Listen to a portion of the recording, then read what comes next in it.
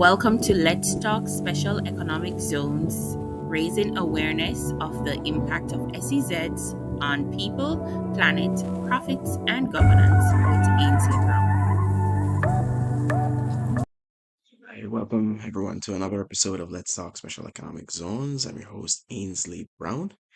And in today's episode, which is my first for 2024, we're going to talk about building a network of special economic zones, um, essentially as a counter or um, as a strategy to embed greater resilience in your supply chains or to counter supply chain disruptions.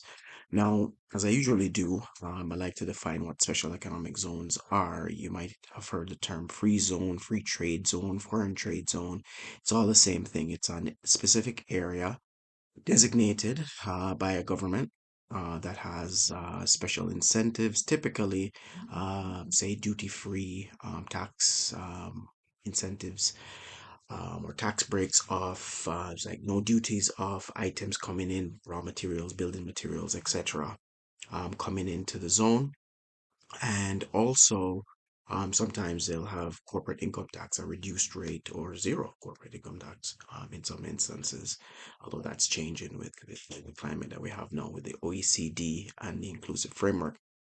Um, but that's pretty much what a zone is. Now, one thing COVID-19 has taught us is that supply chain disruptions are real. The global trade has built network of a supply network that's based on just in time, very efficient, but is very susceptible to certain risks, um, some of which have heightened, like geopolitical risks, but and others that have heightened, such as floods and climate-induced forest fires and etc.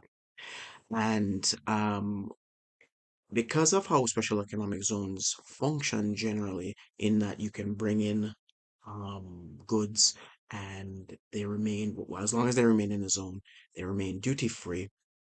Um, those items can then be used.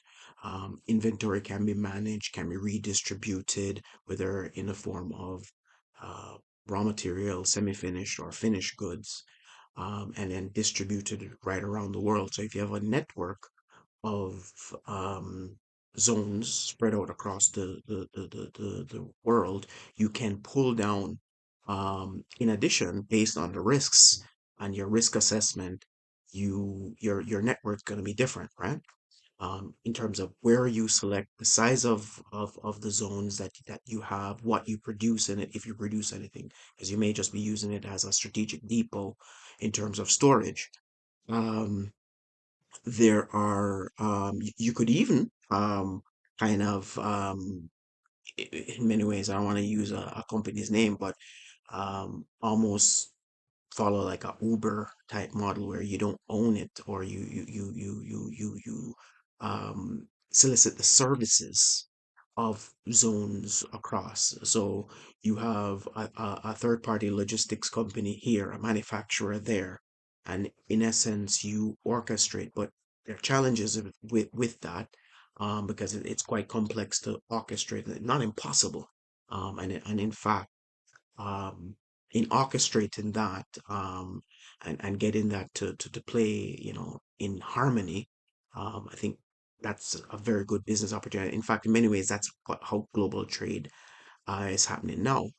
But to have it done through special economic zones, especially with the fact that they're proliferated all over the world, there's so many more of them, might create or will create or should create some good opportunities and also potential cost savings, either through taxes or reduced logistics costs. So if you like this episode, please like, share, subscribe. If you want to see me do a particular topic, just leave me a comment down below and I'll get right back to you. Bye for now.